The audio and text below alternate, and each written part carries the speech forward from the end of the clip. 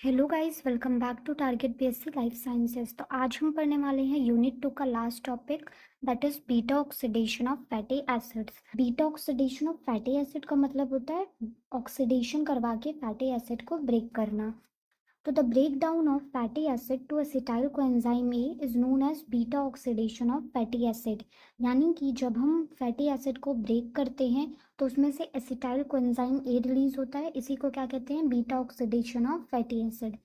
अब जैसा कि हमने प्रीवियस लेक्चर में पढ़ा कि जो फैटी एसिड बनते हैं वो एसिटाइल कोएंजाइम ए से बनते हैं। तो अगर एसिटाइल कोएंजाइम ए से बने हैं तो जब ये टूटेंगे तो क्या रिलीज करेंगे, एसिटाइल कोएंजाइम ए ही रिलीज करेंगे। ओके। ये जो प्रोसेस है वो स्ट्रिक्टली एरोबिक है, ये माइटोकॉन्ड्रिया में होती है। अब ये जो एसिटाइल कोएंजाइम ए फैटी एसिड के ब्रेकडाउन से प्रोड्यूस हुआ है वो डायरेक्टली क्रेब्स साइकिल में चला जाता है। ये जो beta oxidation of fatty acid का प्रोसेस है ये लिवर में, किडनी में एंड हार्ट में होता है। लेकिन ये जो फैटी एसिड ऑक्सीडेशन का प्रोसेस है ये ब्रेन में नहीं होता। अब जो हमारे पास क्या होता है, सेवरल टाइप की फैटी एसिड ऑक्सीडेशन होती है, यानी कि हमारे पास तीन तरीके हैं जिससे हम फैटी एसिड का ब्रेक डाउन कर सकते हैं, beta oxidation, alpha oxidation and omega oxidation. But इसमें से जो हम पढ़ेंगे वो है beta oxidation of fatty acid, जो कि हमारे सिलेबस में है। Beta oxidation of fatty acid जब हम करवाते हैं तो उसमें तीन स्टेप्स होते हैं। पहला होता है फैटी एसिड को एक्टिवेट करना साइटोसोल में। उसके बाद जब फैटी एसिड एक्टिवेट हो गया तो उसको माइटोकॉन्ड्रिया में ट्रांसपोर्ट करना। अब यहाँ जो माइटोकॉन्ड्रियल मैट्रिक्स होता है वहाँ पे क्या होता है, प्रॉपर बीटा ऑक्सीडेशन होता है, यानी कि वहाँ पे फैटी एसिड ब्रेक डाउन किए जाते हैं। फर्स्ट स्टेप है एक्टिवेशन ऑफ एफ, यानी कि activation of fatty acid. Fatty acid जो है इसका एक्टिवेशन कब होता है, जब ये फैटी एसाइल कोएंजाइम ए में कन्वर्ट होता है। तो फैटी एसिड को फैटी एसाइल कोएंजाइम ए में अगर हम कन्वर्ट कर देंगे तो फैटी एसिड एक्टिवेट हो जाएगा। इसको एक्टिवेट करने के लिए एक एंजाइम होता है जो कि होता है एफ ए थियोकाइनेज। इसे एसाइल कोएंजाइम में सिंथेटेज भी कहा जाता है। ये साइटोसोल में ही प्रेजेंट होता है। अब जो थियोकाइनेज है उसे उसकी एक्टिविटी के लिए एटीपी, कोएएसएच एंड एनजी2 पॉजिटिव चाहिए। अब क्या होगा, जब ये एंजाइम इन चीज़ों का यूज़ करेगा और फैटी एसिड को फैटी एसाइल को एंजाइम ए में कन्वर्ट कर देगा और वाटर रिलीज कर देगा। सो रिएक्शन क्या है, फैटी एसिड, इसमें इसे क्या चाहिए, कोई एसिड चाहिए, एटीपी चाहिए, और इसे इसकी एक्टिविटी के लिए Mg2 पॉजिटिव आयन चाहिए। तो ये किस में कन्वर्ट हो जाएगा, फैटी एसाइल को एंजाइम ए में। एटीपी जो है वो एएमपी, इसे क्या कहते हैं, इनऑर्गेनिक पायरोफॉस्फेट। ये जो इनऑर्गेनिक पायरोफॉस्फेट बना उसका हाइड्रोलिसिस होगा और दो इनऑर्गेनिक फॉस्फेट में वो कन्वर्ट हो जाएगा। तो हमने फैटी एसिड का एक्टिवेशन करवा लिया साइटोसोल में। अब क्या करेंगे, जो फैटी असाइल को एंजाइम ए बना फैटी एसिड के एक्टिवेशन से, उसको अब हम साइटोसोल से कहाँ, माइटोकॉन्ड्रिया में ट्रांसफर करेंगे। अब जो फैटी एसाइल कोएंजाइम ए है इसको माइटोकॉन्ड्रिया की इनर मेम्ब्रेन में ट्रांसफर करने के लिए हमारे पास एक स्पेशल ट्रांसपोर्ट मैकेनिज्म होता है जिसे हम कहते हैं कैरेनिटिन शटल। ठीक है, कैरेनिटिन शटल क्या होता है ये आगे समझते हैं। क्या होता है कि जब साइटोसोल से हमारा जो फैटी एसाइल कोएंजाइम ए एक्टिवेशन होने के बाद बना था, ये माइटोकॉन्ड्रिया में आ जाता है, वहाँ पे कैरेनिटिन होता है। इस रिएक्शन के लिए जो एंजाइम होता है वो होता है कैरेनिटिन असाइल ट्रांसफरेज, इसे CPT1 भी कहा जाता है। ये जो एंजाइम होता है ये फैटी एसाइल कैरेटिन बना लेता है और कोए एसएच, मतलब कि यहाँ पे जो फैटी एसाइल कोएंजाइम ए था और कैरेनिटिन था, ये जो कैरेनिटिन है वो यहाँ आ गया और कोएंजाइम जो है वो बाहर रिलीज हो गया। तो ये जो रिएक्शन होती है वो आउटर माइटोकॉन्ड्रियल मेम्ब्रेन में होती है। उसके बाद क्या होता है कि ये जो फैटी एसाइल कैरेनिटिन बना, जब ये माइटोकॉन्ड्रिया के मैट्रिक्स में पहुंच जाता है जहाँ पे प्रॉपर बीटा ऑक्सीडेशन होगी, वहाँ पे ये फिर से ये दोनों वापस से रिएक्ट करते हैं। यहाँ पे सेकेंड एंजाइम आता है कैरेनिटिन असाइल ट्रांसफरेज 2, जो कि फिर से वही चीज़ बना लेते हैं, fatty acyl coenzyme A and carnitine. एक बार इसको दोबारा से समझने की कोशिश करते हैं स्ट्रक्चर से। सो हमारे पास ये क्या है, आउटर मेम्ब्रेन है माइटोकॉन्ड्रिया की, ये इनर मेम्ब्रेन है माइटोकॉन्ड्रिया की, ये जो है ये क्या है, ये मैट्रिक्स है। ठीक है, ये मैट्रिक्स है। अब इसको समझते हैं। अब क्या कहा कि साइटोसोल से सबसे पहले जो फैटी एसाइल कोएंजाइम ए था वो कहाँ आया, आउटर मेम्ब्रेन में आया। आउटर मेम्ब्रेन में क्या प्रेजेंट था, कैरेनिटीन प्रेजेंट था। ठीक है, कैरेनिटीन प्रेजेंट था। इस कैरेनिटीन ने क्या किया, जो कोएंजाइम ए था उसको एक्सचेंज किया और फैटी एसाइल कैरेनिटीन बन गया और कोई एसएच जो था वो रिलीज हो गया। अब उसके बाद जब आउटर मेम्ब्रेन से फैटी एसाइल कैरेनिटीन जो फॉर्म हुआ वो इनर मेम्ब्रेन में जाता है माइटोकॉन्ड्रिया की और मैट्रिक्स में एंटर करता है। तो क्या करता है, ये जो रिएक्शन होती है ये रिवर्स हो जाती है और फिर से फैटी एसाइल कोएंजाइम ए बन जाता है जो कि फैटी एसिड का एक्टिवेटेड फॉर्म है। तो जो हमने रिएक्शन में पढ़ा वही यहाँ पे लिखा हुआ है कि एसाइल ग्रुप जो है फ्रॉम एसाइल कोएंजाइम ए वो ट्रांसफर होता है कैरेनिटीन के पास और क्या बन जाता है, एसाइल कैरेनिटीन। कौन सा एंजाइम कैटालाइज करता है, कैरेनिटिन असाइल ट्रांसफरेज 1। और ये रिएक्शन कहाँ होती है, आउटर माइटोकॉन्ड्रियल मेम्ब्रेन में। उसके बाद क्या होता है, जो असाइल कैरेनिटीन बना फैटी असाइल कैरेनिटीन वो inner membrane inner mitochondrial membrane में शटल कर दिया जाता है और वहाँ पे भी एक एंजाइम काम करता है जो कि ट्रांसलोकेज है। यानी आउटर मेम्ब्रेन से फैटी एसाइल कैरेनिटीन को इनर मेम्ब्रेन में भेजने के लिए भी एक एंजाइम होता है जिसे हम कह रहे हैं ट्रांसलोकेज।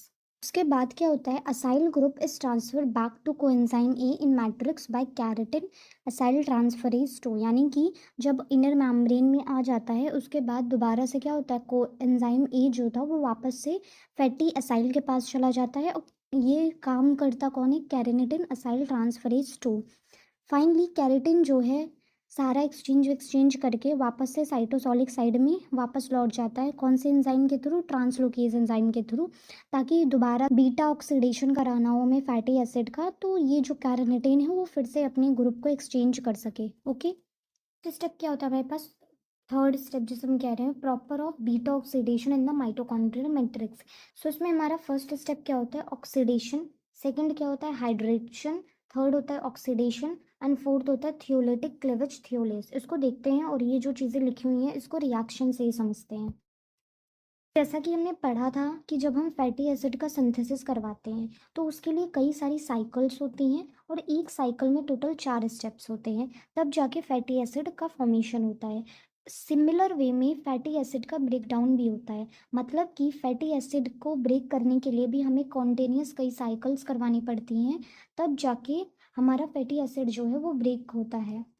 इसमें भी जो एक एक साइकिल होती है सब में 4 स्टेप्स होते हैं। तो हम एक साइकिल समझेंगे, बाकी जो साइकिल्स होंगी वो सिमिलर इसी तरीके से चलती रहेंगी और फैटी एसिड जो है वो ब्रेक हो जाएगा। ठीक है, तो पहली रिएक्शन क्या होती है, तो पहला होता है हमारे पास ऑक्सीडेशन।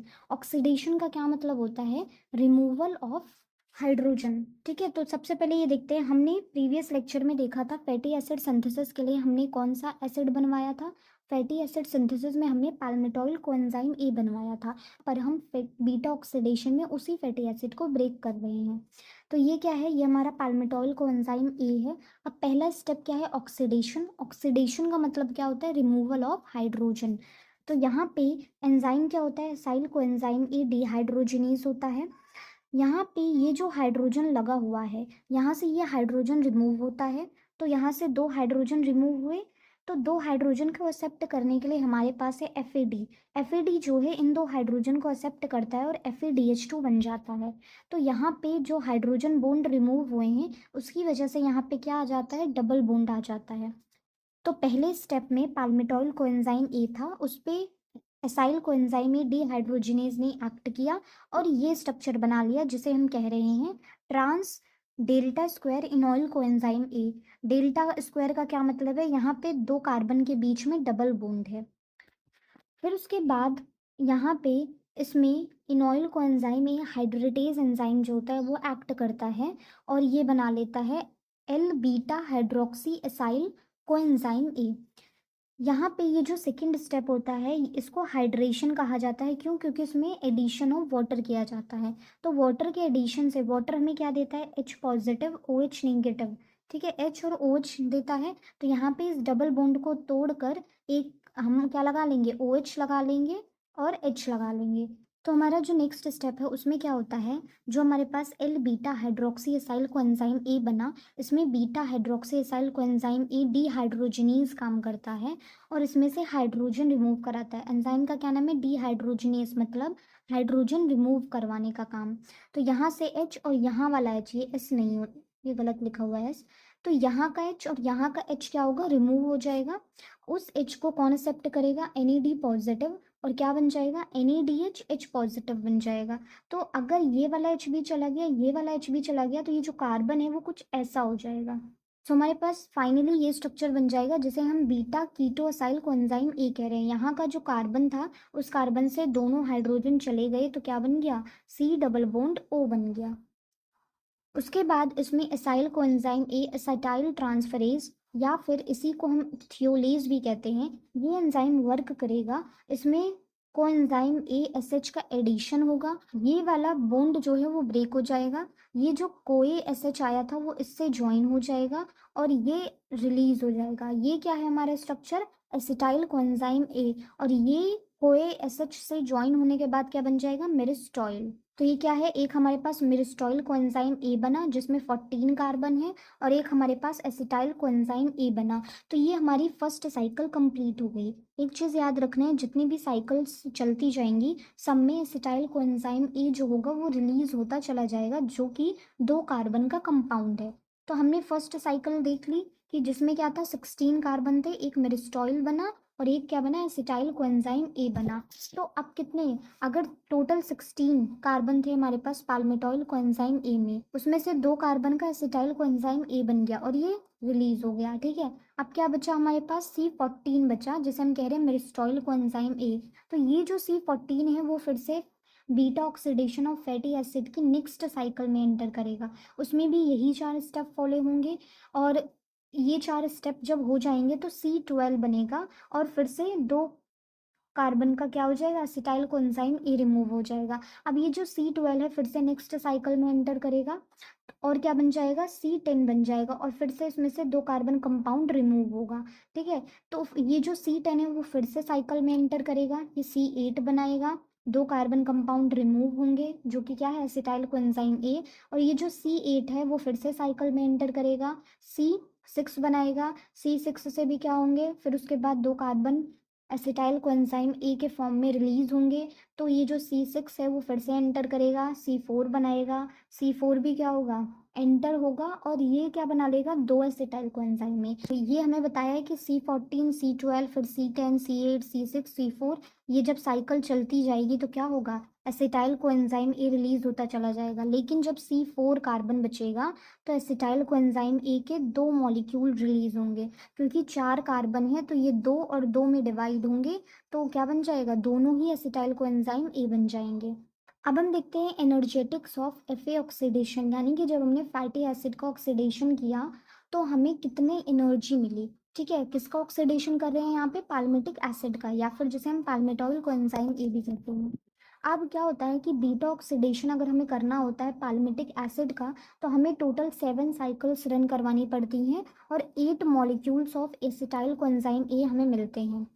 जैसा कि हमने देखा कि हम जैसे जैसे साइकिल में बढ़ रहे थे, हर साइकिल में कितने स्टेप्स थे, 4 स्टेप्स थे, और जो फर्स्ट स्टेप था और जो थर्ड स्टेप था उसमें क्या यूज हो रहा था, उसमें FAD यूज हो रहा था तो FADH2 बन रहा था, NAD यूज हो रहा था तो NADH H पॉजिटिव बन रहा था। तो हर साइकिल में FADH2 NADH H positive produce होते हैं, जो कि रेस्पिरेटरी चेन में ट्रांसफर हो जाते हैं। अब क्या होता है कि हमारे पास जो FADH2 मिला, अगर हम ओल्ड कैलकुलेशन देखें तो FADH2 2 ATP रिलीज करता है, और अगर न्यू कैलकुलेशन के अकॉर्डिंग देखें तो एक FADH2 मॉलिक्यूल जो है वो 1.5 ATP बनाता है। सेम इसी तरीके से NADH H पॉजिटिव जो है वो ओल्ड कैलकुलेशन के अकॉर्डिंग 3 ATP प्रोड्यूस करता है, और अब की न्यू कैलकुलेशन देखें तो उसके अकॉर्डिंग ये 2.5 ATP रिलीज करता है। सो अभी हम इसको ओल्ड कैलकुलेशन के अकॉर्डिंग लेकर चलते हैं कि एक FADH2 मॉलिक्यूल जो है वो 2 ATP रिलीज करेगा, एक NADH H पॉजिटिव मॉलिक्यूल जो है वो 3 ATP रिलीज करेगा। यानी कि एक साइकिल में एक FADH2 बनता है, एक NADH H पॉजिटिव बनता है। तो इसका हम ये कह सकते हैं कि एक साइकिल में टोटल हमें 5 ATP मिलती है। जब beta oxidation of fatty acid होता है उसकी जब फर्स्ट साइकिल होती है तो उसमें हमें 5 ATP मिलती हैं इन मॉलिक्यूल से। तो ऐसे ही टोटल पाल्मिटिक एसिड को ब्रेक करने के लिए 7 साइकिल्स चलती हैं। तो 7 साइकिल्स में हमें कितने ATP मिलेंगे, तो अगर एक साइकिल से हमें 5 ATP मिलती हैं तो 7 साइकिल से हमें टोटल 35 ATP मिलेगी। अब जो एसिटाइल कोएंजाइम ए प्रोड्यूस हुआ, ये हमने स्टार्टिंग में ही पढ़ा था कि वो सिट्रिक एसिड साइकिल में एंटर करेगा, तो ये 12 एटीपी देगा। अब ये 12 एटीपी कैसे प्रोड्यूस करता है ये समझते हैं पहले। तो अगर हम क्रेब्स साइकिल देखें तो क्रेब्स साइकिल में टोटल 1 2 3 NADH प्रोड्यूस होते हैं, एक FADH2 फॉर्म होता है और एक यहाँ पे GTP रिलीज होती है जो कि ETP की इक्विवेलेंट होती है।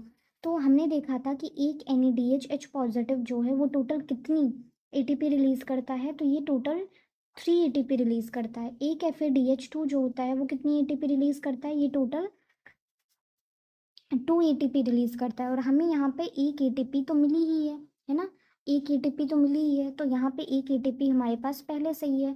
तो अगर एक NADH 3 ATP रिलीज कर रहा है तो यहाँ पे तो टोटल 3 मॉलिक्यूल्स है ना NADH के, तो यहाँ पे 3 से मल्टीप्लाई कर देंगे, कितना हो जाएगा 9, और ये एक ही है तो सिर्फ 2 रहेगा, और एक ATP हमें पहले से ही मिली है। तो यहाँ पर टोटल क्रेब्स साइकिल से हमें कितने ATP मिले, 9 10 11 और एक 1 में ATP हो गए, हमारे पास 12 हो गए। सो यही यहाँ पे लिखा गया है कि जब एसिटाइल कोएंजाइम ए सिट्रिक एसिड साइकिल यानी क्रेब्स साइकिल में एंटर करता है तो ये टोटल हमें 12 ATP देता है। ठीक है, तो अगर एक एसिटाइल कोएंजाइम ए एंटर कर रहा है क्रेब्स साइकिल में तो हमें 12 ATP दे रहा है। तो अगर ऐसे ही हमारे पास जब हम ऑक्सीडेशन कराते हैं फैटी एसिड का तो हमें टोटल 8 एसिटाइल कोएंजाइम ए के मॉलिक्यूल मिलते हैं। तो ये 8 एसिटाइल कोएंजाइम ए जो हैं अगर ये एंटर करेंगे क्रेब्स साइकिल में टोटल कितनी ATP प्रोड्यूस होगी, तो अगर एक एसिटाइल कोएंजाइम टोटल हमें 12 ATP दे रहा है एक क्रेब्स साइकिल से, तो 8 एसिटाइल कोएंजाइम जो है वो हमें टोटल 96 ATP देगा।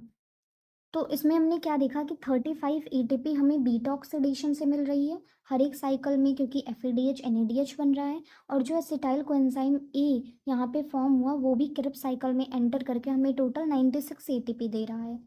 तो यहाँ पे टोटल इतनी ATP बन गई, लेकिन इसमें से क्या होता है 2 ATP जो है, जब हम फर्स्ट स्टेप पढ़ रहे थे तो हमने कहा था कि हमें बीटा ऑक्सीडेशन करवाने के लिए फैटी एसिड को एक्टिवेट करना ज़रूरी है। तो जब हम फैटी एसिड का एक्टिवेशन करवा रहे होते हैं तो 2 ATP उसमें कंज्यूम होती है, यानी कि 2 ATP यूज़ होती है तब जाके फैटी एसिड जो है उसका एक्टिवेशन होता है। तो अगर हम टोटल एनर्जी गेन निकालें कितना हुआ तो वो क्या हो जाएगा, तो हो जाएगा energy produce minus energy utilise. कितनी एनर्जी प्रोड्यूस हुई, 35 ATP हमें बीटा ऑक्सीडेशन से मिला, 96 ATP हमें मिली क्रेब्स साइकिल से, लेकिन इसमें माइनस कर देंगे 2 ATP क्योंकि ये हमने यूज़ की थी फैटी एसिड को एक्टिवेट करवाने के लिए। तो टोटल एनर्जी गेन जो है वो 129 ATP का हो जाएगा।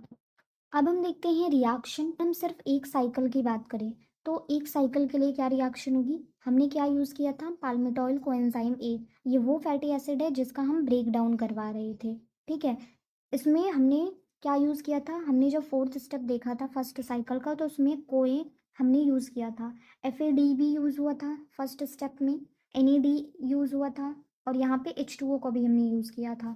तो इन सब से क्या बनता है, पाल्मिटॉइल कोएंजाइम ई जो है वो तो मेरिस्टॉइल कोएंजाइम ए और एसिटाइल कोएंजाइम ए में ब्रेक हो जाता है। ये जो FAD है वो FADH2 में NAD पॉजिटिव से NADH बनता है और H2 जो है उससे H पॉजिटिव रिलीज होता है।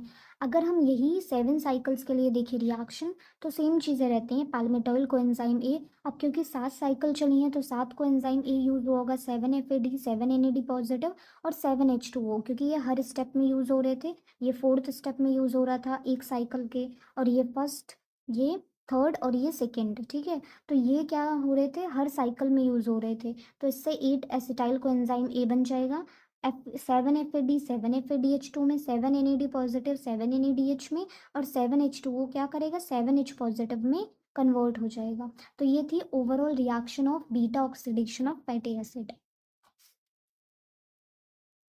अब हम देखते हैं रेगुलेशन की। अगर हमें बीटा ऑक्सीडेशन को स्टॉप करवाना है या स्टार्ट करवाना है तो हम इसको कैसे रेगुलेट करेंगे। बीटा ऑक्सीडेशन का रेगुलेशन हम मेनली तब कर सकते हैं जब फैटी एसाइल कोएंजाइम ए माइटोकॉन्ड्रिया में ट्रांसपोर्ट हो रहा हो। रेट लिमिटिंग एंजाइम होता है वो होता है कैरनिटिन पाल्मिटॉइल ट्रांसफरेज 1, CPT1। इसको हमने और एक नाम देखा था जिसे हम कह रहे थे कैरनिटिन एसाइल ट्रांसफरेज 1। अब देखते हैं कौन कौन से फैक्टर्स हैं जो इसको रेगुलेट करते हैं। तो पहला फैक्टर होता है मेलानाइल कोएंजाइम ए। तो जब हमने प्रीवियस लेक्चर देखा था उसमें देखा था कि फैटी एसिड का जब सिंथेसाइज होता है तो उसमें हमें एसिटाइल कोएंजाइम ई के साथ साथ मेलानोइल कोएंजाइम ए भी चाहिए। तो क्या होता है, अगर मेलानोइल कोएंजाइम ए है तो ये क्या करेगा, फैटी एसिड सिंथेसिस करवाएगा, तो बीटा ऑक्सीडेशन तो नहीं होगी। तो जब भी मेलानोइल कोएंजाइम ए प्रेजेंट होगा वो CPT1 को क्या करेगा, इनहिबिट कर देगा। तो इससे क्या होगा, जो साइटोसोल से एंट्री हो रही थी फैटी एसाइल कोएंजाइम ए की माइटोकॉन्ड्रिया में, वो एंट्री रुक जाएगी और बीटा ऑक्सीडेशन भी डिक्रीज हो जाएगा। तो क्योंकि मेलानोइल कोएंजाइम, ये तो हमें पता है ना, मेलानोइल कोएंजाइम ए जो है वो फैटी एसिड का सिंथेसिस करवाता है। तो अगर ये प्रेजेंट होगा तो फैटी एसिड को सिंथेसिस करवाएगा, ना कि उसको ब्रेक डाउन करवाएगा। इसलिए मेलानोइल कोएंजाइम ई जब भी प्रेजेंट होगा तो बीटा ऑक्सीडेशन डिक्रीज हो जाएगा। अब हम पढ़ते हैं हार्मोनल रेगुलेशन। उसमें पहला जो हार्मोन आता है वो है इंसुलिन। अब इंसुलिन कब रिलीज होता है, जब हम खाना खा चुके हैं, ठीक है, तब इंसुलिन रिलीज होता है। तो अगर हमने खाना खा लिया तो हमारी बॉडी में क्या है, कार्बोहाइड्रेट। ये जो कार्बोहाइड्रेट है हमारी बॉडी इसको स्टोर करवाना चाहिए, यानी फैटी एसिड सिंथेसाइज करवाएगी। ठीक है, हमें एनर्जी की नीड नहीं है, क्यों, क्योंकि हम खाना ले खा चुके हैं। ब्रेक डाउन करने की ज़रूरत नहीं है फैटी एसिड को, क्यों, क्योंकि हम खाना खा चुके हैं। तो इसलिए यहाँ पे इंसुलिन जब भी होगा वो फैटी एसिड को सिंथेसाइज कराएगा। कैसे करवाएगा, ये मेलानोइल कोएंजाइम ई के लेवल को क्या करेगा, बढ़ा देगा। और हमें पता है अगर मेलानोइल कोएंजाइम ए प्रेजेंट है तो ये बीटा ऑक्सीडेशन को इनहिबिट कर देगा। सेकेंड एंजाइम है ग्लूकागन एंड एपिनेफ्राइन। ये दो एंजाइम तब रिलीज होते हैं जब हम फास्टिंग कंडीशन में हैं। ठीक है, तो ये क्या करेंगे, ये लिपोलिसिस यानी फैट का ब्रेक डाउन इसको इंक्रीज करवाएंगे, और मेलानोइल कोएंजाइम ए जो है उसको डिक्रीज कर देंगे ताकि बीटा ऑक्सीडेशन हो सके। थर्ड रेगुलेशन हम कर सकते हैं energy status of the cell से, यानी कि अगर बॉडी में हाई एटीपी है, हाई NADH है, एसिटाइल कोएंजाइम ए है, तो इससे क्या होगा, ये सब इंडिकेट कर रहे हैं, हाई एटीपी है तो ये सब इंडिकेट कर रहा है कि हमारी बॉडी में एनर्जी काफ़ी है, तो फैटी एसिड को ब्रेक डाउन करवाने की ज़रूरत नहीं है। इसलिए जब ये सारी चीज़ें सफिशेंट अमाउंट में प्रेजेंट होंगी तो बीटा ऑक्सीडेशन इनहिबिट हो जाएगा। वहीं पे अगर हमारी बॉडी में लो एटीपी है, यानी कि अगर लो एटीपी है इसका मतलब क्या है, एडीपी ज़्यादा है एंड एएमपी ज़्यादा है। तो अगर हमारी बॉडी में लो एडीपी यानी इनका कंसंट्रेशन हाई है, एडीपी एमपी का, तो इससे बीटा ऑक्सीडेशन होगा क्योंकि हमें एनर्जी चाहिए, हमारी बॉडी में एटीपी कम है। That's all for this video guys, मिलते हैं नेक्स्ट वीडियो में, कीप कनेक्टेड।